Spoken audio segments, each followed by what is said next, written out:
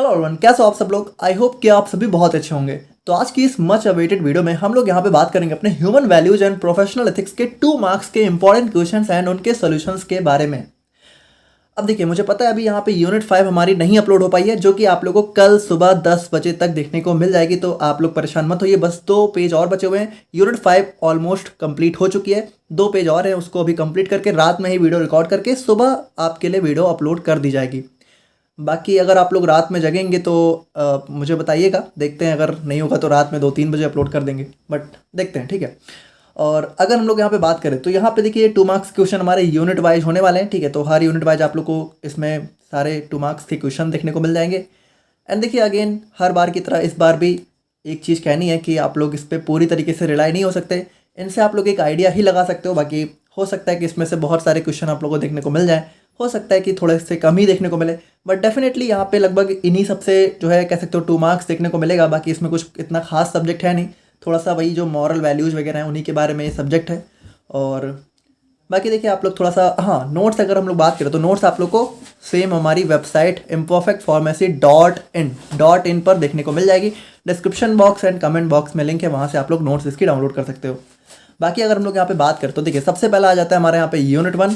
तो यूनिट 1 के अंदर हमारा पहला क्वेश्चन आ जाता है डिफाइन वैल्यू एजुकेशन। अब देखिए, वैल्यू एजुकेशन का मतलब हमारा मूल शिक्षा।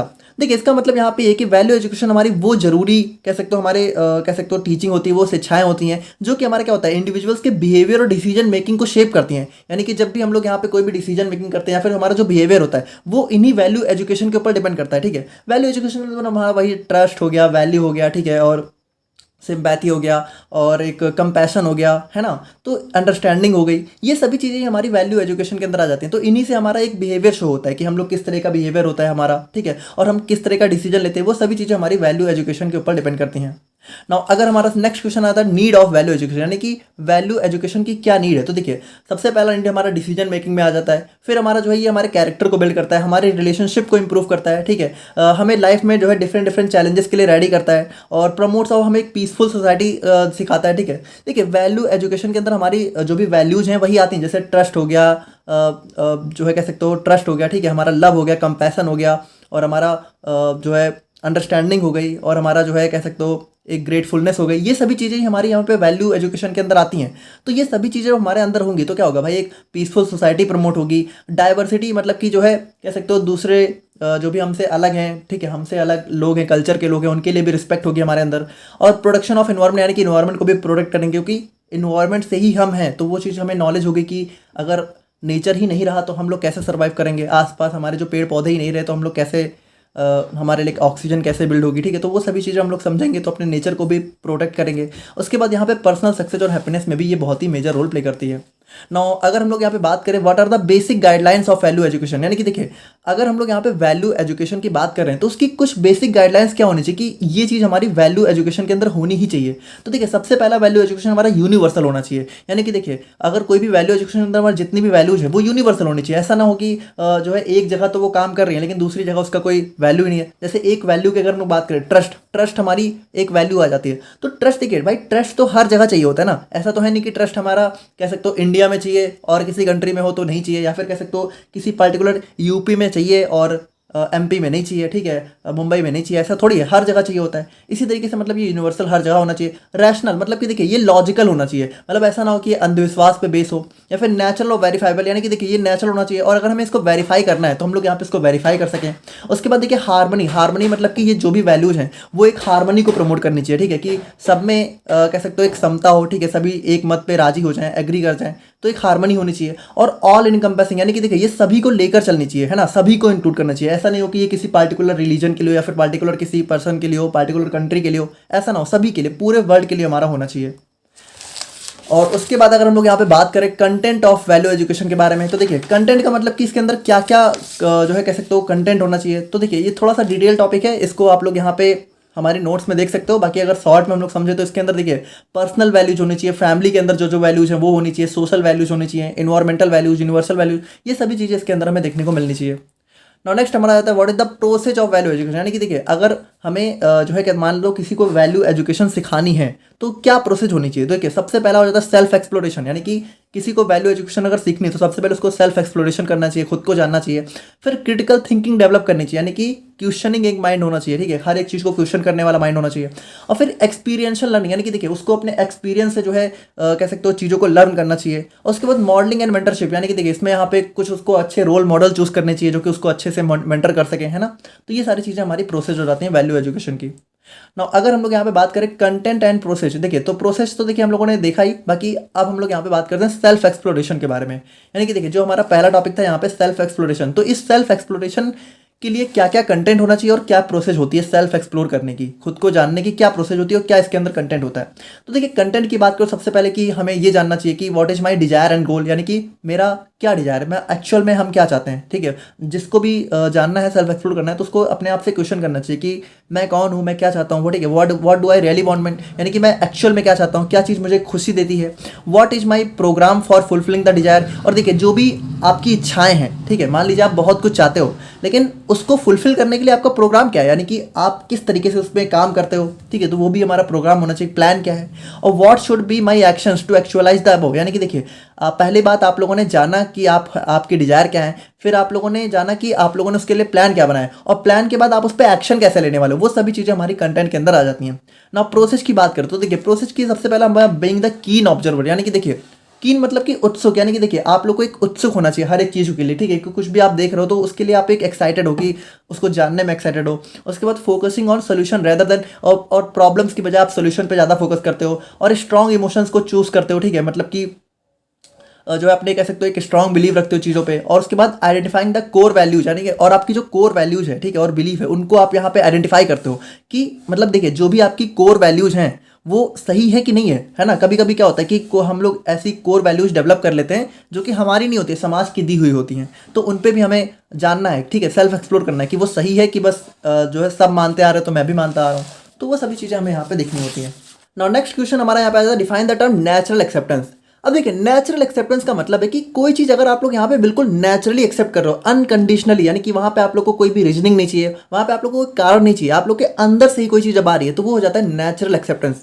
जैसे कि कुछ हमारी पॉलिसीज होती है, जैसे मान लीजिए एक वर्ड है honesty is the best policy, आप लोगों ने कई बार सुना होगा। तो देखिए ये नेचुरली एक्सेप्ट आता है कि हाँ ऑनेस्टी हमें दिखानी चाहिए, या फिर कह सकते हो जैसे कोई ज़रूरतमंद है, कोई ज़रूरतमंद हमें दिख रहा है तो उसकी हेल्प करनी चाहिए, तो वो एक नेचुरली एक्सेप्टेंस कि कोई हाँ अगर आप कोई नीडी है और अगर आप कैपेबल हो तो आप उसकी हेल्प करो, ये आपके नेचुरल अंदर से आना चाहिए। नहीं आ रहा है तो आप लोग को थोड़ा सोचना चाहिए कि आप लोग कैसे हो, ठीक है, तो वो अच्छी अलग बात है। बाकी यहाँ पे वही चीज़ है कि जब कोई चीज़ आप लोग को राइट फील हो रही है, ठीक है, और यहाँ पे आप लोग को कोई उसके लिए रीजनिंग नहीं चाहिए, कंडीशन नहीं चाहिए, तो वो हो जाता है हमारे यहाँ पे नेचुरल एक्सेप्टेंस, यानी कि इसमें कोई भी ऑप्शंस होता है, यानी कि कोई भी एक्सेप्शन नहीं होता है कि कोई आप कह रहे हो कि ये चीज़ सही है दूसरा यहाँ पे उसको गलत कह रहा है, ऐसा नहीं होता है। और बाकी it's like an inner feeling, और यहाँ पे एक इनर फीलिंग होती है कि कोई चीज़ है वो यहाँ पे आपके लिए पूरी तरीके से सही है, ठीक है, और आप उसको एक्सेप्ट कर रहे हो क्योंकि वो आपकी ट्रू सेल्फ के साथ यहाँ पे अलाइन हो रही है, ठीक है, क्योंकि आप वैसे ही हो, यानी आप अच्छे हो तो आप लोग को अच्छी चीज़ें पसंद आ रही हैं, ठीक है, उसी तरीके से उल्टा भी हो सकता है। और अगर हम लोग यहाँ पे बात करें डिफाइन द एक्सपीरियंशियल वैलिडेशन, अब यहाँ पे देखिए एक हो गया नेचुरल एक्सेप्टेंस, यानी कि जो नेचुरली आपके अंदर से आ रहा है, और एक हो रहा है कि कोई चीज़ आप लोगों ने सुनी तो लेकिन आप उसको एक्सपीरियंस के थ्रू वैलिडेट कर रहे हो, यानी कि मान लीजिए आप लोगों ने सुनी कि honesty is the best policy. अब आप लोगों ने क्या हुआ कि कोई आपके सामने ऐसी कंडीशन आई जहाँ पे आप लोगों ने ऑनेस्ट रह के देखा, अब ऑनेस्ट रह के अगर यहाँ पे मान लीजिए आपके साथ अच्छा हुआ तो आप लोगों ने क्या हुआ कि honesty is the best policy यहाँ पे आप लोगों ने वैलिडेट कर दी। और हो सकता है कि आप लोग कहीं बहुत अच्छे रहो आपके साथ अच्छा ना हो, ठीक है, तो आप लोग के लिए वही चीज़ यहाँ पे क्या हो जाएगा, उल्टा हो जाएगा, तो यहाँ पे आप लोग को लगेगा कि हाँ ऑनेस्टी बाई बेस्ट पॉलिसी नहीं है। तो देखिए एक्सपीरियंशियल वैलिडेशन सबके लिए अलग अलग हो सकता है ना, कि इसमें हम लोग क्या करते हैं कि कोई भी चीज़ होता है उसको हम लोग यहाँ पे अपने एक्सपीरियंस से जो है उसको प्रूव करते हैं कि वो सही है कि नहीं है, ठीक है, तो वो मतलब कि इसमें क्या होता है कि when you try something for yourself to see if it truly work, यानी कि आप कुछ ट्राई करते हो कि ये सच में काम करता है या नहीं करता है। It's about learning through experience, यानी कि आप लोग एक्सपीरियंस के थ्रू लर्न करते हो। After trying something you feel more certain because you से वेदर इट्स वर्क्स और नॉट इन रियल लाइफ, यानी कि आप लोग कुछ ट्राई करते हो और देखते हो कि असल में काम कर रहा है कि नहीं, कि सिर्फ बोली गई बातें हैं, तो वो चीज़ है। बाकी देखिए डिफाइन प्रॉस्पेरिटी, प्रॉस्पेरिटी का मतलब होता है समृद्धि। देखिए समृद्धि का मतलब होता है कि आपके पास जो है कह सकते हो जो भी फिजिकल फैसिलिटीज होती हैं वो सभी चीज़ें यहाँ पे जितनी आपको जरूरत है उससे भी थोड़ा ज़्यादा जब आपके पास अवेलेबल हो तो आप प्रॉस्पेरस कहलाते हो, यानी कि आप समृद्ध हो, ठीक है, आपके पास ज़रूरत की सभी चीज़ें हैं। और देखिए prosperity means not only wealth, ठीक है, यहाँ पे सिर्फ पैसा नहीं होता है, इसमें आपका स्वास्थ्य भी बहुत अच्छा है, आपके रिलेशनशिप भी बहुत अच्छे हैं, आप हर समृद्ध हो, ठीक है, तो वो हो जाता है prosperity. It means having enough resources to live a comfortable and secure life, ठीक है, तो यहाँ पे वही चीज़ हो जाता है। और बाकी नेक्स्ट हमारा आता है differentiate between wealth and prosperity. तो अब देखिए वेल्थ एंड प्रॉस्पेरिटी की अगर हम लोग बात करें तो वेल्थ, देखिए अब यही चीज़ मैंने आप लोगों को भी बताया कि वेल्थ अलग चीज़ हो गई, प्रॉस्पेरिटी अलग चीज़ हो गई। देखिए वेल्थ फुली फोकस होता है मनी पे, ठीक है, तो it refers to the amount of money, property और valuable positions a person on, यानी कि वैल्यूएबल पोजीशन, यानी कि जो भी वैल्यूएबल पोजीशंस हैं और जो भी प्रॉपर्टी है, मनी है, वो सारी चीज़ें हमारी इस पर वेल्थ कहलाती है, ठीक है। It focuses purely on material and financial assets, यानी कि ये पूरी प्योरली मटेरियल वेलबींग होती है। और प्रॉस्पेरिटी का मतलब क्या होता है भाई, प्रॉस्पेरिटी के अंदर मटेरियल तो आता ही है, लेकिन उसके साथ साथ यहाँ पे ओवरऑल लाइफ सेटिस्फैक्शन आता है, यानी कि इसके अंदर गुड हेल्थ भी होती है, मीनिंगफुल रिलेशनशिप और पीस ऑफ माइंड, ठीक है, आपके मन के अंदर भी शांति होती है। नाउ नेक्स्ट क्वेश्चन हमारा था what are basic human aspirations. देखिए बेसिक ह्यूमन एस्पायरेशंस का मतलब है कि ऐसी कौन सी बेसिक चीज़ है या फिर बेसिक चीज़ें हैं जो कि एक हर ह्यूमन को चाहिए होती है, यानी कि मान लीजिए इस दुनिया में जितने भी लोग हैं, तो ऐसी कौन सी चीज़ें जो हर इंसान चाहता है कि उसकी लाइफ में हो, या फिर कह सकते हो सभी लोग उसी के पीछे भाग रहे हैं, लेकिन किसी को मिलती है किसी को नहीं मिलती है। तो ऐसी बेसिकली अगर हम लोग देखा जाए ना तो सिर्फ दो ही चीज़ें होती हैं, एक तो इंसान अपनी ज़िंदगी में खुशी चाहता है और दूसरा प्रॉस्पेरिटी चाहता है। प्रॉस्पेरिटी मतलब देखिए आप कह सकते हो कि एक तो वो चाहता है कि खुश रहे और उसके पास ज़रूरत की सभी चीज़ें अवेलेबल हो, ठीक है। तो जब ज़रूरत की सभी चीज़ें अवेलेबल होती हैं तो इंसान खुश भी हो जाता है, तो ये दोनों मतलब एक दूसरे से लिंक होते हैं, तो यही दोनों चीज़ें हमारी बेसिक ह्यूमन एस्पायरेशंस होती हैं।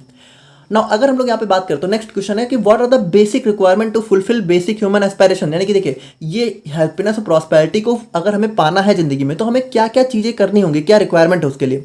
तो उसके लिए सबसे पहली रिक्वायरमेंट है राइट अंडरस्टैंडिंग, यानी कि आपके अंदर सही समझ होनी चाहिए, आपके राइट रिलेशनशिप यानी कि गुड रिलेशनशिप होनी चाहिए, और आपके अंदर आपके पास जो है रिक्वायर्ड अमाउंट में फिजिकल फैसिलिटीज होनी चाहिए, ठीक है, कि जरूरत की सभी चीज़ें अवेलेबल है। और एक क्वेश्चन आ जाता है differentiate between happiness and excitement.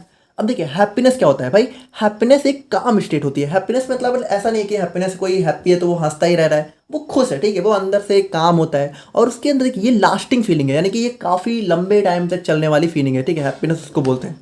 और एक्साइटमेंट क्या होती है, एक्साइटमेंट मतलब कि मान लीजिए जो है मान लीजिए आप लोग का रिजल्ट आया, ठीक है, और रिजल्ट में क्या हुआ कि आप लोगों ने टॉप कर दिया या फिर जो भी है वॉटेवर, ठीक है, तो मान लीजिए आप लोगों ने कोई नई कार खरीदी, आप लोगों ने कोई नया घर खरीदा, आप लोग के पास अचानक से बहुत सा पैसा आ गया, तो वो क्या होता है, वो एक शॉर्ट टाइम की होती है, ठीक है, एक्साइटमेंट हो जाती है आप लोगों को कि हाँ मतलब अभी बहुत अच्छा लग रहा है मुझे, आपको लगता है कि वो खुशी है, लेकिन एक्चुअल में वो खुशी होती नहीं, क्योंकि वो बहुत दिनों तक रुकती नहीं है।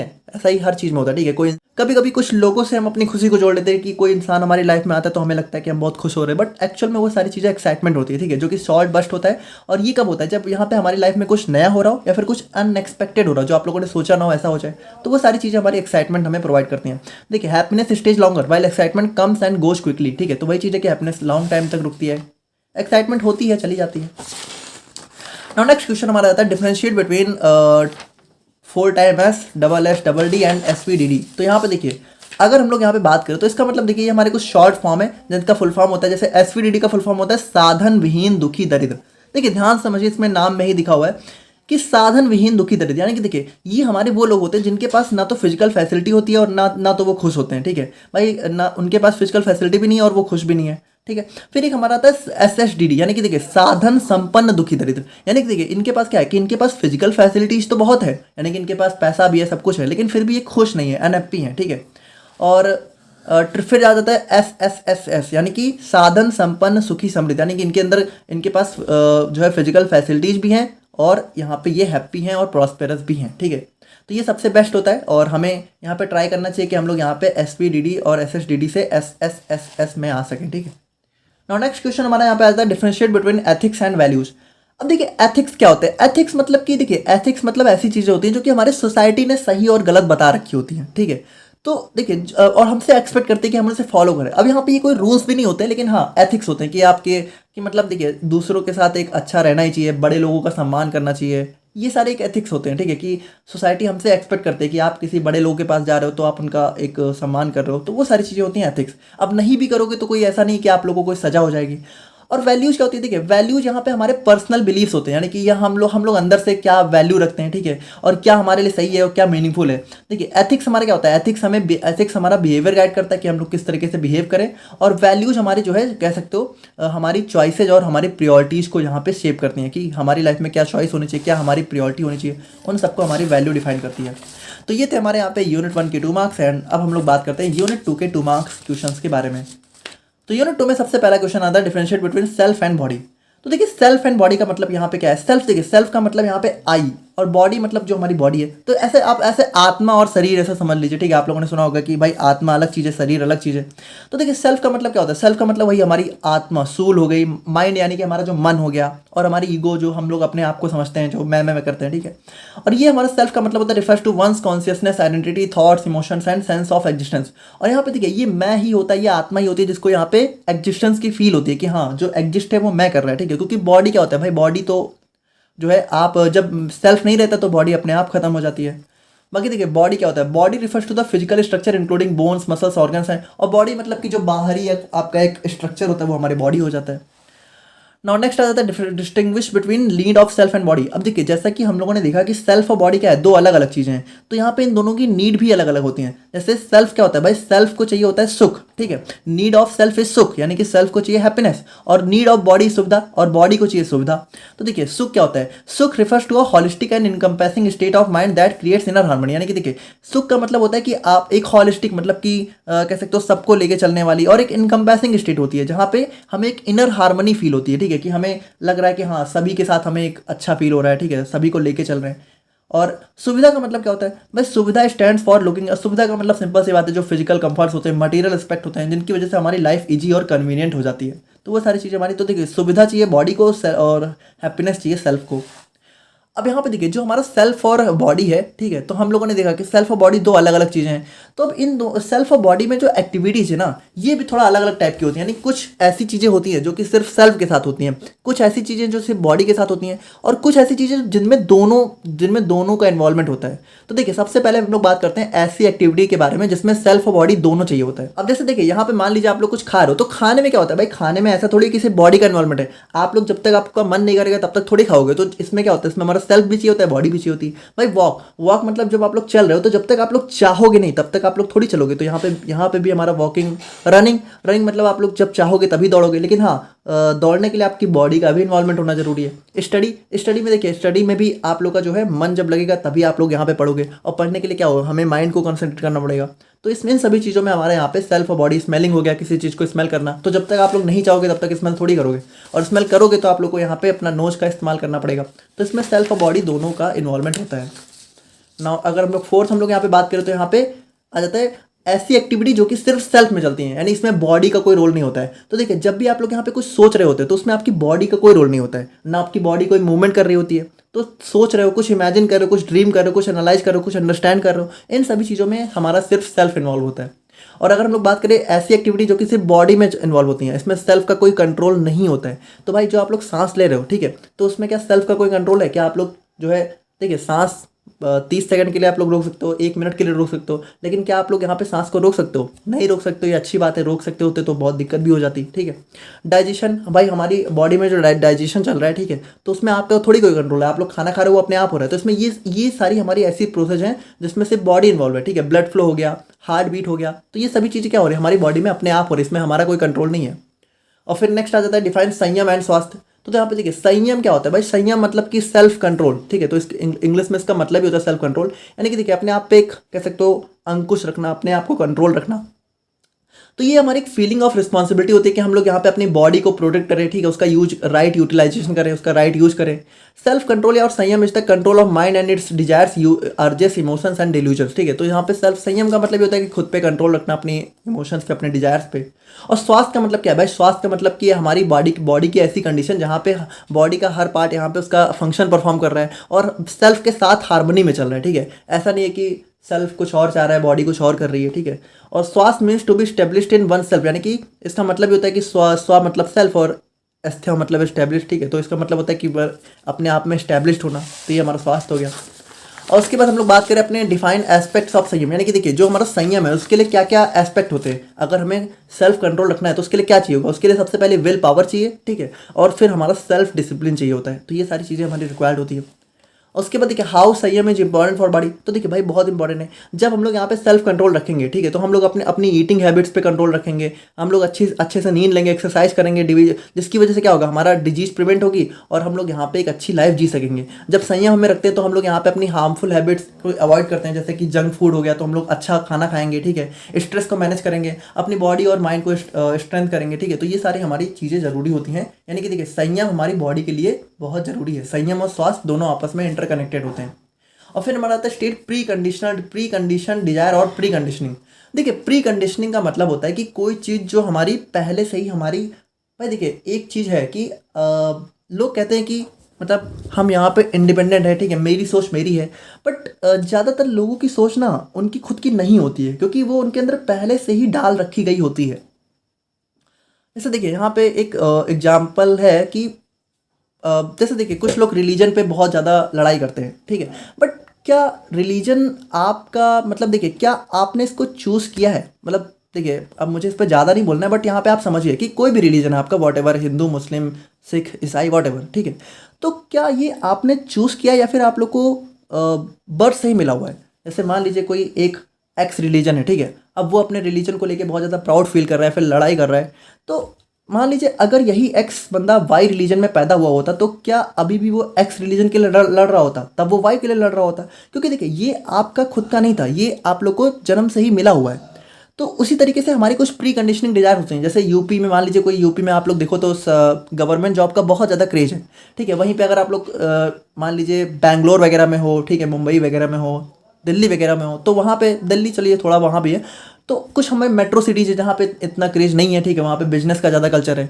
तो यहाँ पे देखिए अब ये सब चीज़ें आपके कंट्रोल में नहीं है, कुछ लोग यहाँ पे गवर्नमेंट जॉब की रेस में ही फंसे जा रहे हैं, या फिर मतलब आप समझ रहे हो ना कि यहाँ पे प्री कंडीशन का मतलब क्या होता है, ऐसी डिजायर जो आप लोग को पहले से ही सोसाइटी की तरफ से मिली हुई है। देखिए अगर हम लोग यहाँ पे बात करें ना, तो ये प्री कंडीशनिंग कभी कभी चलिए हमारे लिए ठीक भी होती है, लेकिन कभी कभी इसकी वजह से हम लोग यहाँ पे ऐसे गोल्स बना लेते हैं अपनी लाइफ में, ठीक है, जो हो सकता है हमारी ट्रू सेल्फ के साथ अलाइन ना करो, यानी कि हमें एक्चुअल में वो नहीं चाहिए, लेकिन चूंकि सोसाइटी ने उन गोल्स को ग्लोरीफाई किया हुआ है तो हम लोग यहाँ पे उन्हीं के पीछे भागते रह जाते हैं, और हो सकता है कि एक्चुअल में हमें वो कभी चाहिए ना हो, ठीक है। तो what naturally makes us happy, यानी कि देखिए जो चीज़ हमें नेचुरली हैप्पी करती हो सकता है हम लोग उसकी बजाय किसी ऐसी चीज़ में भागे जो कि सोसाइटी के लिए वैलिडेट है, ठीक है, कि हमें सोसाइटी की वैलिडेशन चाहिए, तो हम लोग यहाँ पे ऐसे गोल्स अपना लेते हैं।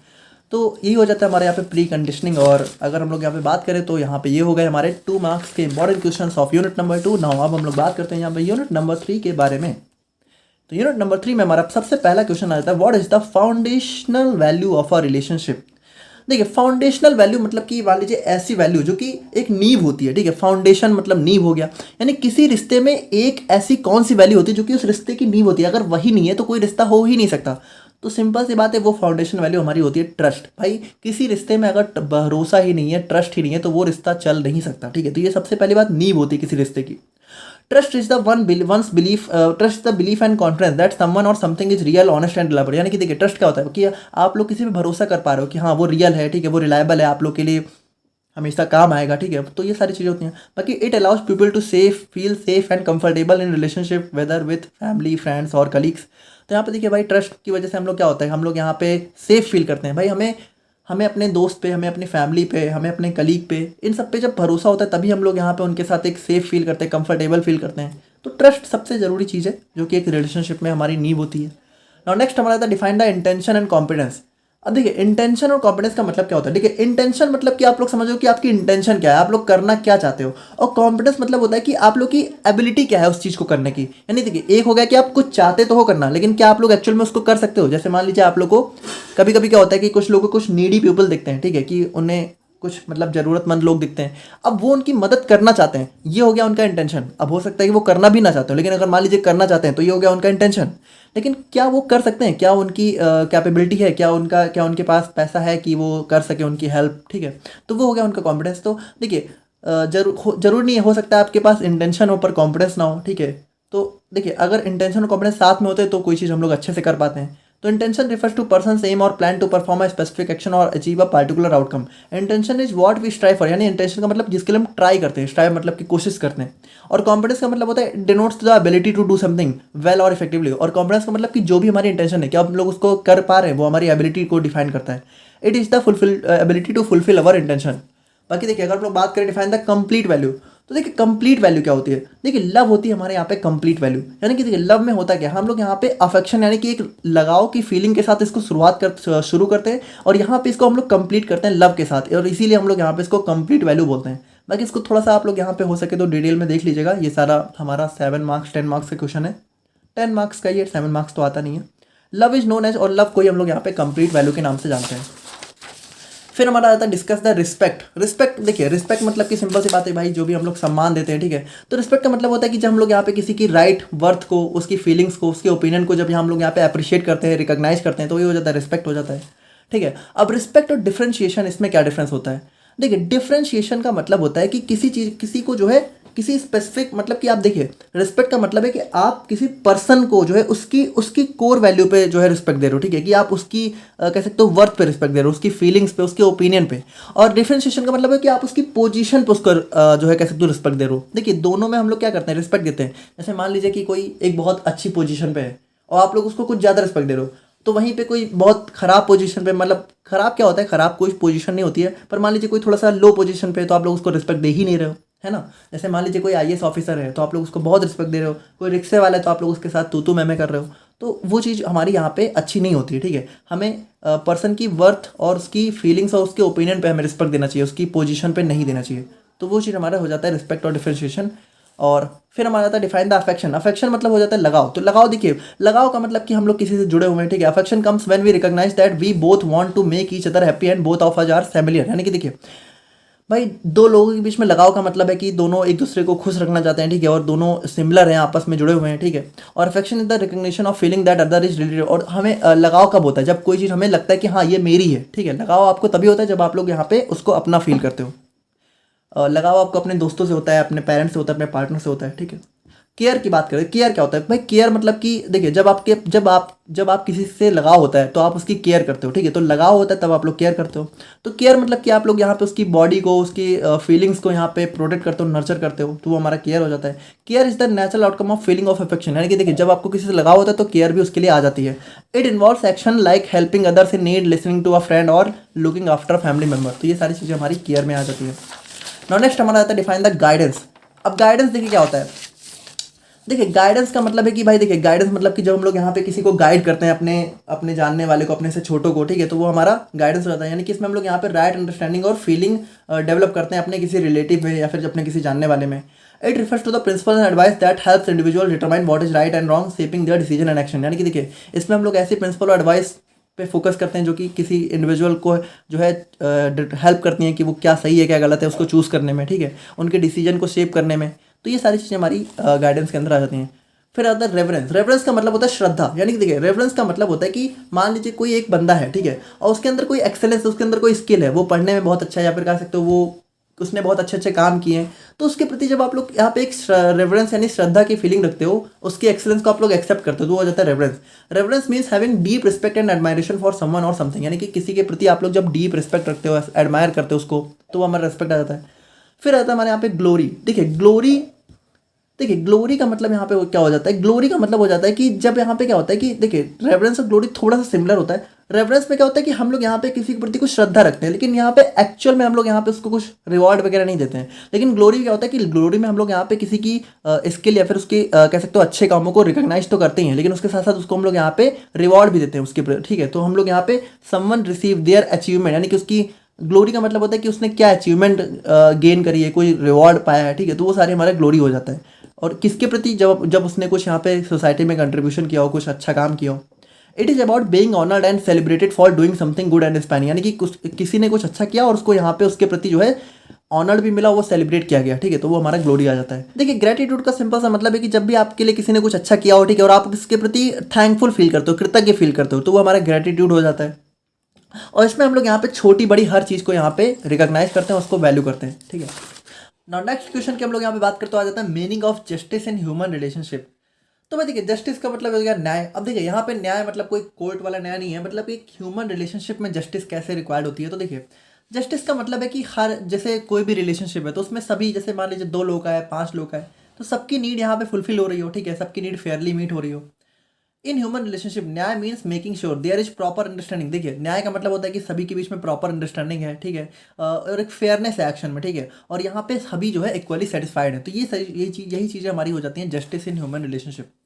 Now what do you mean bye उभय तृप्ति। देखिए उभय तृप्ति का मतलब होता है म्यूचुअल सेटिस्फैक्शन, ठीक है, ये इसका इंग्लिश मीनिंग है। तो म्यूचुअल सेटिस्फैक्शन का मतलब क्या है कि भाई सभी लोग खुश हैं। तो देखिए when both individual feels valued, respected and understood, उभय तृप्ति इज अचीव्ड। तो सिंपल सी बात है भाई, जब दोनों, मान लो कोई भी रिलेशनशिप है तो उसमें 2 या फिर जितने भी लोग हैं सभी को वैल्यू फील हो रही है, रिस्पेक्टेड फील हो रहा है। और बाकी देखिए it is ultimate goal of human relationship, यानी कि देखिए भाई किसी भी ह्यूमन रिलेशनशिप का अल्टीमेट गोल क्या होता है कि उसमें एक म्यूचुअल सेटिस्फैक्शन हो, ठीक है, सब दोनों लोग यहाँ पे, सभी को यहाँ पे एक रिस्पेक्ट फील हो रही हो, ensuring peace and happiness for both side, यानी कि दोनों साइड को यहाँ पे एक शांति और हैप्पीनेस फील हो रही हो। और फिर हमारा था define the comprehensive human goals. देखिए कंप्रेहेंसिव ह्यूमन गोल्स क्या होते हैं। कंप्रेहेंसिव ह्यूमन गोल्स मतलब ये हमारे, देखिए ये हमारे ऐसे गोल्स होते हैं, ऐसी ऐसी चाहते होती हैं, ठीक है, जो कि हर इंडिविजुअल चाहता है या फिर हर सोसाइटी जो है कोशिश करती है इन कंप्रेहेंसिव ह्यूमन गोल्स को अचीव करने के लिए। और ये क्या होते हैं भाई, ये हमारे सिंपल से राइट अंडरस्टैंडिंग हो गया, प्रॉस्पेरिटी हो गया, फेयरलेसनेस हो गई और को एग्जिस्टेंस। तो ये सारे हमारे, ये 4 हमारे कंप्रेहेंसिव ह्यूमन गोल्स होते हैं जो कि सभी को चाहिए होते हैं। नाउ नेक्स्ट आता है define the 5 human Endeavour system. तो देखिए अभी हम लोगों ने देखा 4 कंप्रेहेंसिव ह्यूमन गोल्स। अब इन 4 कंप्रेहेंसिव ह्यूमन गोल्स को पूरा करने के लिए कौन कौन से 5 ह्यूमन एंडेवर या फिर सिस्टम चाहिए होते हैं, वो हो जाते हैं यहाँ पे 5 ह्यूमन एंडेवर। तो यहाँ पे देखिए हमारा पहला आता है education, right living, health, self regulation, production, work, exchange, storage, justice, preservation. ये हमारे 5 ऐसे ह्यूमन एंडेवर होते हैं जो कि हमारे चाहिए होते हैं किसी भी कंप्रेहेंसिव ह्यूमन गोल्स को अचीव करने के लिए। तो सबसे पहला आता है डिफाइन द एजुकेशन, संस्कार। देखिए एजुकेशन का मतलब होता है कि अपने अंदर, देखिए एजुकेशन का मतलब यहाँ पे स्कूली एजुकेशन की बात नहीं हो रही है, बल्कि अपने अंदर राइट अंडरस्टैंडिंग डेवलप करना ऑल 4 लेवल्स, यानी कि देखिए अपने अंदर, फैमिली के अंदर, सोसाइटी में और नेचर के प्रति जो है राइट अंडरस्टैंडिंग डेवलप करना, ये हो जाता है एजुकेशन। और राइट लिविंग का मतलब होता है, देखिए राइट लिविंग मतलब संस्कार का मतलब होता है कि commitment, preparation and practice of living in harmony, यानी कि सभी के साथ हार्मनी में रहना। तो ये हो जाता है हमारे यहाँ पे एक जो है राइट लिविंग। और फिर आता है define the health and self regulation. देखिए हेल्थ का मतलब हम लोगों ने देखा है कि हेल्थ हमारी बॉडी की वो स्टेट होती है जहाँ पे हमारी बॉडी जो है सभी नेसेसरी टास्क परफॉर्म कर पा रही है। और सेल्फ रेगुलेशन का मतलब कि हम अपनी बॉडी के प्रति एक रिस्पॉन्सिबिलिटी फील करते हैं कि हम अपनी बॉडी को अच्छा रखेंगे। तो ये हो जाता है सेल्फ रेगुलेशन। बाकी देखिए नेक्स्ट हमारा आता है define the production work. Production work, देखिए प्रोडक्शन वर्क का मतलब है कि प्रोडक्शन मतलब कि जो भी देखिए प्रोडक्शन का मतलब है कि यहाँ पे जो भी फिजिकल फैसिलिटी आप लोग यहाँ पे अपने काम, जैसे देखिए वर्क का मतलब क्या है, वर्क का मतलब जो भी फिजिकल एफर्ट्स आप लोग लगा रहे हो अपने ड्रीम को, अपने पर्पज को, या फिर जो भी आपकी चाहते हैं उसको पूरा करने के लिए जो भी वर्क आप लोग कर रहे हो वो वर्क हो जाता है, फिजिकल एफर्ट्स। और उन वर्क को करने के बाद जो चीज़ें आपको मिलती हैं, ठीक है, जो भी आप फिजिकल फैसिलिटी आप लोग ऑब्टेन करते हो वो हो जाता है प्रोडक्शन। ना एक्सचेंज और स्टोरेज की बात करें, एक्सचेंज का मतलब देखिए जब भी यहाँ पे एक्सचेंज मतलब कि देखिए एक्सचेंज का मतलब भाई आप अपना पैसा देते हो और आपकी ज़रूरत की चीज़ें लेते हो, तो वो क्या होता है, एक्सचेंज होता है। तो एक्सचेंज का मतलब कि जो भी फिजिकल फैसिलिटी यहाँ पे एक्सचेंज हो रही है मनी वगैरह के एक्सचेंज में, ठीक है, तो एक्सचेंज हो जाता है। और यहाँ पे देखिए ये जो एक्सचेंज है ये हमारा जो है एक म्यूचुअल फुलफिलमेंट के लिए होना चाहिए या फिर किसी प्रॉफिट के लिए नहीं होना चाहिए। मतलब कि भाई आपको ज़रूरत है तो आपने यहाँ पे अपनी ज़रूरत की चीज़ ली और सामने वाले को पैसे की जरूरत, आपने पैसा दिया। तो एक म्यूचुअल फुलफिलमेंट होना चाहिए, ऐसा नहीं होना चाहिए कि वो सिर्फ प्रॉफिट के लिए आपसे पैसा लिए जा रहा है, आपको चीज़ें कम दे रहा है या फिर दे ही नहीं रहा है, तो वो सारी चीज़ें नहीं होनी चाहिए। और स्टोरेज, देखिए स्टोरेज का मतलब कि जब आपकी ज़रूरत की चीज़ें पूरी हो गई है तो आप लोग यहाँ पे चीज़ों को स्टोर कर रहे हो, तो वो स्टोरेज हो जाता है। अब स्टोरेज भी हमें तभी करना चाहिए हमारी ज़रूरत की चीज़ें पूरी हो गई हों, ऐसा ना हो कि हम लोग बस कंजूसों की तरह स्टोर करते जा रहे हैं। और फिर जस्टिस प्रिजर्वेशन, देखिए जस्टिस का मतलब हम लोगों ने देखा है कि हमारे यहाँ पे राइट अंडरस्टैंडिंग हो, ठीक है, सभी की ज़रूरतें पूरी हो, म्यूचुअल हैप्पीनेस हो, ये हमारा हो गया जस्टिस। और प्रिजर्वेशन का मतलब हो गया कि हम लोग यहाँ पे नेचर के प्रति एक राइट अंडरस्टैंडिंग डेवलप कर रहे हैं और अपने नेचर को प्रिजर्व कर रहे हैं, बचा रहे हैं, ठीक है, अपने नेचर को प्रोटेक्ट कर रहे हैं, तो वो हो जाता है हमारे यहाँ पे प्रिजर्वेंस, ठीक है। तो ये थे हमारे यहाँ पे यूनिट 3 के इंपॉर्टेंट क्वेश्चन। नाउ अब हम लोग बात करते हैं अपने यूनिट 4 के इंपॉर्टेंट क्वेश्चन के बारे में।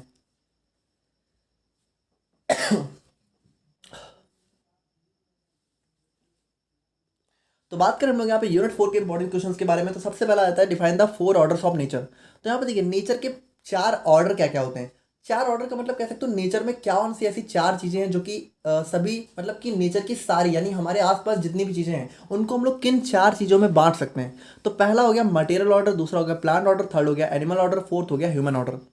तो देखिए यहाँ पे सिंपल सी बात है कि भाई अपनी नेचर में आसपास हमारी जितनी भी चीज़ें हैं उन सभी को हम लोग यहाँ पे इन्हीं चार में डिवाइड कर सकते हैं। भाई देखिए जितना मटेरियल है वो मटेरियल में आ गया, प्लांट हमारे आसपास जितने पेड़ पौधे प्लांट में आ गए, एनिमल्स हमारे आसपास जितने एनिमल्स हैं एनिमल्स में आ गए, और ह्यूमन मतलब हम लोग, ठीक है। तो सिंपल सी बात है। उसके बाद नेक्स्ट क्वेश्चन आ गया, समराइज द मीनिंग ऑफ इननेटनेस। देखिए इननेटनेस का मतलब हमारी ऐसी कोई चीज़ जो कि जन्मजात हो, ठीक है, वो आप लोग को आपके जन्म से ही मिली हुई हो। तो देखिए इननेटनेस रिफर टू नेचुरल और inherent qualities that define each order of nature and determine how they function. यानी कि देखिए ये जो चारों ऑर्डर है इनकी कुछ इननेट प्रॉपर्टीज होती हैं, ठीक है, जो इनकी जन्मजात मिली होती हैं। तो जैसे सबसे पहला आता है inheritance in human order. Inheritance innateness दोनों सेम ही चीज़ें हो जाती हैं। तो देखिए ह्यूमन ऑर्डर की जन्मजात प्रॉपर्टी क्या होती है, कंपोजिशन, डिकम्पोजिशन, नर्चर, वॉर्सन और प्रिजर्वेंस और ब्रेवरी। तो ये सारे हमारे ये तीन चीज़ें हमारी कह सकते हो इनहेरिटेंस होती हैं ह्यूमन ऑर्डर की। डिटेल में आप लोगों को देखना है तो आप लोग लेक्चर देख लेना, ठीक है। और फिर हमारा आता है meaning of harmony in nature और what do you mean by mutual fulfilment. देखिए हार्मनी इन नेचर का मतलब क्या है भाई, हार्मनी इन नेचर का मतलब है कि नेचर में जितनी भी चीज़ें हैं, ठीक है, उन सभी के साथ आप लोग जो है कह सकते हो सभी के साथ मिलकर रहो, सभी को कंट्रीब्यूट कर रहे हो, ठीक है। तो जब सभी के साथ में मिलकर हम लोग सभी का भला सोच के जब काम करते हैं, ठीक है, तो वो हमारा हो जाता है mutual fulfilment. And when there is a mutual fulfilment there is a harmony. यानी कि देखिए हार्मनी नेचर में कब होगी, जब हमारी सभी के बीच में म्यूचुअल फुलफिलमेंट होगी, यानी कि सब लोग एक दूसरे की ज़रूरतें पूरी कर रहे हैं, तो वो हो जाता है म्यूचुअल फुलफिलमेंट इन नेचर, और इसी से हमें जो है हार्मनी देखने को मिलती है। फिर हमारा एक टर्म आ जाता है एग्जिस्टेंस। देखिए एग्जिस्टेंस का मतलब क्या हो गया, एग्जिस्टेंस मतलब कि वजूद या फिर कह सकते हो अस्तित्व, है ना। तो देखिए एग्जिस्टेंस का मतलब बेसिकली होता क्या है, existence is nothing but the nature in space. देखिए एग्जिस्टेंस का मतलब क्या है, एग्जिस्टेंस मतलब आप मान लीजिए आप अपने आप को फील करो कि आपका एग्जिस्टेंस है। तो एग्जिस्टेंस का मतलब क्या है कि आप हो, लेकिन आप हो कहाँ पे। देखिए आप क्या हो, आप हो ना, आप हो जो है कह सकते हो एक यूनिट, ठीक है। यूनिट मतलब क्या, यूनिट मतलब कि देखिए हम लोगों ने जो 4 ऑर्डर देखे, तो इन 4 ऑर्डर में जितनी भी चीज़ें आती हैं वो सारी हमारी यूनिट्स होती हैं। यूनिट्स मतलब देखिए कुछ भी, आप हो, कोई मटेरियल है, कोई एनिमल है, वो सभी यूनिट हो गए। और आप एग्जिस्ट कहाँ कर रहे हो भाई, आप जो है कह सकते हो, देखिए आप क्या हो, आप हो एक पार्ट हो नेचर का, ठीक है, you are a part of nature. और ये नेचर के अंदर जितनी चीज़ें ये कहाँ एग्जिस्ट कर रही है भाई, ये नेचर एक स्पेस में एग्जिस्ट कर रहा है भाई। ये जो हमारा वर्ल्ड है, ये हमारा जो अर्थ है, ये सभी चीज़ें कहाँ से एग्जिस्ट कर रही है, स्पेस में। तो existence is nothing but the unit in space. यानी कि नेचर, यानी कि देखिए जो हमारा नेचर है वो स्पेस में जो एग्जिस्ट कर रहा है ना, वही हमारा हो जाता है existence. All the units together constitute nature. और देखिए सभी यूनिट्स मिलकर हमारा नेचर बनाती हैं। All the units of nature exist in space which is an important reality to understand. और देखिए ये बहुत इंपॉर्टेंट चीज़ है कि जितनी भी यूनिट्स हैं, ठीक है, वो सभी कहाँ एग्जिस्ट कर रही हैं, स्पेस में। यानी कि देखिए हमारे आसपास जो भी चीज़ है वो क्या है, स्पेस। स्पेस मतलब कि हमारे आसपास का जो खाली वातावरण हमें दिख रहा है, देखिए एयर भी स्पेस में एग्जिस्ट कर रही है, आप लोग समझिए, ठीक है। जैसे मान लीजिए ये कॉपी भी कहाँ है, ये कॉपी यहाँ पे इस मेज के ऊपर है। ये मेज किसके ऊपर है, ये मेज यहाँ पे हमारा कह सकते हो ज़मीन के ऊपर है। और ये ज़मीन कहाँ है, ये ज़मीन किस चीज़ पे एग्जिस्ट कर रही है, ये ज़मीन हमारी स्पेस में एग्जिस्ट कर रही है। समझ लो आप लोग, तो ये हो जाता है स्पेस। थोड़ा सा इसको समझिएगा, और हो सके तो आप लोग यहाँ पे यूनिट 4 का लेक्चर देख लीजिएगा, ठीक है, वहाँ पे डिटेल में एक्सप्लेन किया हुआ है। व्हाट इज को एग्जिस्टेंस। अब देखिए को एग्जिस्टेंस का मतलब क्या है। देखिए को एग्जिस्टेंस कोई खास चीज़ नहीं है। को एग्जिस्टेंस का मतलब है कि एक दूसरे के साथ में एग्जिस्ट करना, और यही चीज़ तो होती है भाई। कभी कभी भी एग्जिस्टेंस यहाँ पे इंडिविजुअल नहीं होती है, हमेशा एग्जिस्टेंस यहाँ पे को होती है, को एग्जिस्टेंस होती है। जैसे आप अगर हो, ठीक है, तो आप एग्जिस्ट कर रहे हो, तो यहाँ पे आपके साथ में मटेरियल एग्जिस्टेंस भी है, आपके साथ में एनिमल एग्जिस्टेंस भी है, ठीक है। तो को एग्जिस्टेंस का मतलब यहाँ पे थोड़ा सा होता है कि आप लोग जहाँ पे सभी के साथ थोड़ा सा मिलके एग्जिस्ट करो, ठीक है, living together peacefully despite differences. यानी कि सभी लोग साथ में एग्जिस्ट कर रहे हो, ठीक है, सभी लोग साथ में मिलजुल कर रह रहे हो, तो वही हो जाता है को existence. It involves mutual respect, tolerance and cooperation among individuals और ग्रुप्स। यानी कि देखिए सभी लोग यहाँ पे मिलके रह रहे हैं, रिस्पेक्ट है, ठीक है, थोड़ा बहुत बर्दाश्त भी आप लोग कर पा रहे हो, अगर कुछ इतना आपके कह सकते हो पक्ष में नहीं है, ठीक है, तो वो सारी चीज़ें हमारी को एग्जिस्टेंस के अंदर आ जाती हैं। It promotes harmony in diverse societies bye accepting and valuing differences. यानी कि देखिए ये को एग्जिस्टेंस क्या होता है, हमारा डाइवर्स सोसाइटी को एक्सेप्ट करती है, ठीक है, और यहाँ पे हमारा एक कह सकते हो हार्मनी मेंटेन करती है। फिर हमारा नेक्स्ट आ जाता है यूनिट एंड स्पेस। देखिए यूनिट का मतलब क्या होता है, यूनिट का मतलब हमारी, देखिए यूनिट के अंदर जो भी हमारा 4 ऑर्डर है, ठीक है, तो 4 ऑर्डर जो भी है, तो उनके अंदर जितनी भी चीज़ें हैं वो सभी हमारी यूनिट्स आ जाती हैं। जैसे ह्यूमन के अंदर जितने भी ह्यूमंस हैं वो भी यूनिट है, प्लांट है जितने वो भी यूनिट है, जितना भी मटेरियल वो भी यूनिट है, ठीक है। तो यूनिट हमारा कोई इंडिविजुअल थिंग होता है जिसका एक फॉर्म होता है, यानी कि देखिए यूनिट का एक फॉर्म होता है, ठीक है। और स्पेस क्या होता है, स्पेस हमारा एक वास्ट एम्प्टी स्पेस होता है, ठीक है, एम्प्टी एक्सपेंस होता है जिसमें हमारी सभी यूनिट एग्जिस्ट करती हैं। देखिए स्पेस का मतलब ही हमारे आसपास जो भी चीज़ें हमें दिख रही हैं, ठीक है, वो सभी चीज़ें हमारी स्पेस में एग्जिस्ट कर रही है, ठीक है, जो खाली चीज़ हमें दिख रही है ना आसपास, वही स्पेस है। It does not have a form of और अ फिजिकल प्रेजेंस, यानी कि देखिए स्पेस का कोई फॉर्म नहीं होता है, ना तो इसकी कोई फिजिकल प्रेजेंस है, ये बस हम लोग यहाँ पे फील कर पा रहे हैं कि हाँ हम भी स्पेस में एग्जिस्ट कर रहे हैं। और फिर हमारा यहाँ पे आता है डिफाइन रिसाइक्लेबिलिटी इन नेचर। देखिए रिसाइक्लेबिलिटी इन नेचर का मतलब क्या हो गया? देखिए रिसाइक्लेबिलिटी इन नेचर, देखिए ये ना ये हमारे नेचर का एक बहुत ही स्पेशल फिनोमेना है जो कि नेचर में होता ही रहता है। जैसे अगर आप लोग यहाँ पे देखिए रिसाइक्लेबिलिटी का मतलब है कि पहली बात किसी चीज़ को बार बार यूज करना ताकि वो वेस्ट ना हो। अब देखिए जैसे when plants and animals die, देखिए जब भी कोई प्लांट या फिर एनिमल यहाँ पे डाई मतलब मरते हैं, ठीक है, तो उसमें क्या होता है भाई, जो भी बैक्टीरिया फंजाई है उनको ब्रेक कर देता है न्यूट्रिएंट्स में, जिसकी वजह से क्या होता है वो सॉइल को एनरिच करते हैं और इसी सॉइल में क्या होता है नए प्लांट्स कंटिन्यू ग्रो होते हैं। तो यहाँ पे क्या हुआ, जो प्लांट यहाँ पे डाई हुआ, ठीक है, वो दोबारा से यहाँ पे न्यूट्रिएंट्स की तरह एब्जॉर्ब हो गया और उसकी वजह से न्यू प्लांट्स ग्रो कर रहे हैं। तो क्या हो रहा है, हर एक चीज़ रिसाइकिल होती जा रही है, ठीक है, continuing the cycle of life, जिसकी वजह से साइकिल ऑफ लाइफ कंटिन्यू हो रही है। डिफाइन सेल्फ रेगुलेशन, और देखिए सेल्फ रेगुलेशन का मतलब क्या है? देखिए सेल्फ रेगुलेशन का मतलब है कि नेचर ना हर एक चीज़ को सेल्फ कंट्रोल करके रखता है, ठीक है, किसी भी चीज़ को हद से ज़्यादा नहीं बढ़ने देता है। ये तो हम इंसान हैं जिन्होंने यहाँ पे सेल्फ रेगुलेशन के रूल को ब्रेक कर दिया, वरना नेचर में हर चीज़ सेल्फ रेगुलेटेड है। जैसे कि मान लीजिए नेचर में इतने सारे पेड़ पौधे हैं, इतने एनिमल्स हैं, फिर भी ऐसा नहीं है कि कोई चीज़ ज़रूरत से बहुत ज़्यादा हुई जा रही है ना, सभी अपने आप में सेल्फ रेगुलेटेड रहते हैं। Nature keeps the population proportion naturally maintain, यहाँ पे नेचर जो है सभी चीज़ों को एक अच्छे वे में नेचुरल वे में मेंटेन रखती है। तो ये हो गया हमारे यहाँ पे यूनिट 4 के इंपॉर्टेंट क्वेश्चन। नाउ अब हम लोग बात करते हैं यूनिट 5 के बारे में। तो यूनिट 5 में पहला क्वेश्चन आता है डिफाइन द प्रोफेशनल एथिक्स। देखिए प्रोफेशनल एथिक्स का मतलब क्या है? देखिए प्रोफेशनल सिंपल सी बात है कि जो आपका प्रोफेशन है, जहाँ भी आप लोग काम कर रहे हो, तो उस प्रोफेशन में जो भी आप लोग मॉरल प्रिंसिपल और स्टैंडर्ड्स को मेंटेन रखते हो, ठीक है, तो वो हो जाता है प्रोफेशनल एथिक्स, जो कि आप लोग का यहाँ पे प्रोफेशनल बिहेवियर और डिसीजन मेकिंग को शेप करती है। यानी कि आप लोग कैसा डिसीजन ले रहे हो अपने प्रोफेशन में, ठीक है, तो वो सभी चीज़ें हमारी प्रोफेशनल एथिक्स यहाँ पे आ जाती है। और फिर हमारा था define the competence in professional ethics. देखिए कॉम्पिटेंस का मतलब हमारी एबिलिटी। तो यहाँ पे देखिए competence in professional ethics means having the necessary skills knowledge and ability to perform a job effectively and responsibly, यानी कि कोई भी आप लोग जो जॉब है उसको आप लोग अच्छे से कर पा रहे हो, ठीक है, आप लोग की एबिलिटी आप लोग उसको अलाउ कर रही है, तो वही हो जाता है हमारे यहाँ पे competence in professional ethics. Now next हमारा आता है एथिकल ह्यूमन कंडक्ट। देखिए एथिकल ह्यूमन कंडक्ट का मतलब हमारा वो बिहेवियर होता है, ठीक है, जो कि हमारा कह सकते हो हमारी मॉरल प्रिंसिपल और वैल्यूज़ को असाइन करता है, ठीक है, जिसकी वजह से हमें सेल्फ सेटिस्फैक्शन मिलती है और दूसरों को भी बेनिफिट मिलता है और हमारे यहाँ पे इन्वायरमेंटल फ्रेंडली होता है। यानी कि देखिए सिंपल सी बात करें ना, तो एक हार्मनी मेंटेन करने के लिए जो भी चीज़ें रिक्वायर्ड होती है वही हो जाता है एथिकल ह्यूमन कंडक्ट। और what is definitiveness in ethical human conduct? देखिए डेफिनेटिवनेस का मतलब है कि देखिए डेफिनेटिवनेस का मतलब है कि मान लीजिए कोई आपकी वैल्यू है, ठीक है, कोई आपकी एक वैल्यू है, तो उस पर आपको अडिग रहना है ना, डेफिनेट रहना है। ऐसा नहीं है कि मान लीजिए कोई कभी एक हार्ड टाइम आ रहा है, कुछ टफ टाइम आ रहा है और आप लोग अपना डिसीजन तुरंत चेंज कर दे रहे हो, है ना, तो एक अपने डिसीजंस पे अडिग रहना वो हमारा थोड़ा सा डेफिनेटिवनेस हो जाता है। आपके अंदर एक स्ट्रॉन्ग मॉरल वैल्यू का होना, ठीक है। और फिर हमारा आता है व्हाट इज ह्यूमनिस्टिक एजुकेशन। देखिए ह्यूमनिस्टिक एजुकेशन, ह्यूमनिस्टिक का मतलब होता है कि कोई भी चीज़ जो कि हमारा ह्यूमैनिटी के ह्यूमंस के वेलफेयर में, यानी कि देखिए जो हमारा समाज है हमारा, ठीक है, उसके जब उसके वेलफेयर यानी कि उसकी अच्छाई के लिए जब जब कोई काम होता है तो वो हो जाता है ह्यूमनिस्टिक। ह्यूमनिस्टिक का मतलब मानवतावादी, है ना। तो देखिए ह्यूमनिस्टिक एजुकेशन का मतलब होता है कि जब भी हम लोग यहाँ पे ऐसी एजुकेशन लेते हैं जो कि हमारा राइट अंडरस्टैंडिंग डेवलप करती है ऑल 4 लेवल्स में, ठीक है, और यहाँ पे development of competence to live in accordance, और हमारे अंदर एक एबिलिटी डेवलप होती है कि हम यहाँ पे इसी के अकॉर्डिंग रह सकें, तो वो हो जाता है हमारे यहाँ पे ह्यूमनिस्टिक एजुकेशन। नाउ नेक्स्ट हमारा आता है डिफाइन द ह्यूमनिस्टिक कॉन्स्टिट्यूशन। देखिए ह्यूमनिस्टिक कॉन्स्टिट्यूशन का मतलब होता है कि हमारा ऐसे न्याय या फिर ऐसी ऐसी न्याय व्यवस्था, ठीक है, जो कि हमारे ह्यूमन के वेलफेयर में काम कर रही हो, ठीक है, जो कि ह्यूमन डिग्निटी राइट्स और इक्वलिटी को प्रमोट कर रही हो, ऐसी न्याय व्यवस्था। और फिर हमारा डिफाइन यूनिवर्सल ह्यूमन ऑर्डर। देखिए यूनिवर्सल ह्यूमन ऑर्डर भी हमारा सिंपल सी बात है कि हमारा एक ऐसा सोशल और एथिकल फ्रेमवर्क होता है जहाँ पे सभी लोग, ठीक है, हमारे सभी कम्युनिटी और सभी नेशन मिलके जो है एक हार्मनी के साथ रह रहे हों और सभी यहाँ पे जो है जस्टिस इक्वलिटी और म्यूचुअल वेलबींग के प्रिंसिपल से गाइड हो रहे हो, ठीक है, कि मतलब सभी यहाँ पे सोच रहे हो कि सभी के साथ न्याय हो, सभी का भला हो। तो जब ऐसी चीज़ें हम लोग सोचते हैं तो हमारे क्या होता है कि यूनिवर्सल ह्यूमन ऑर्डर मेंटेन होता है। और what do mean by holistic technology?